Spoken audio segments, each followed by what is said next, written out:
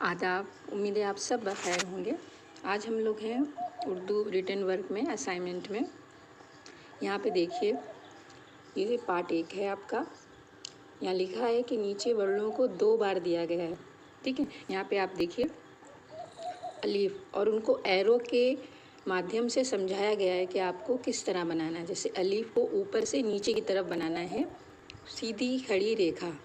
ठीक है, अलीफ होगी ऊपर से नीचे की तरफ। तो पेंसिल से पहले ये जो बना हुआ है इनके ऊपर डॉट लाइन में तरह बना हुआ है, इनके ऊपर पेंसिल फेरेंगे जिससे इसकी शेप पूरी समझ में आ जाए। और उसके बाद ये जो डॉट लाइन दी गई हैं आपको, यहाँ कम से कम 4 बार इस तरह बना लेंगे। अलिफ, फिर है अलिफ मद, इसी तरह अलिफ मद ज़बरा बना लेंगे। रे शेप देख लीजिए एरो की, जैसे बताया गया है वैसे ही बनाना है, रे और रे। ठीक है,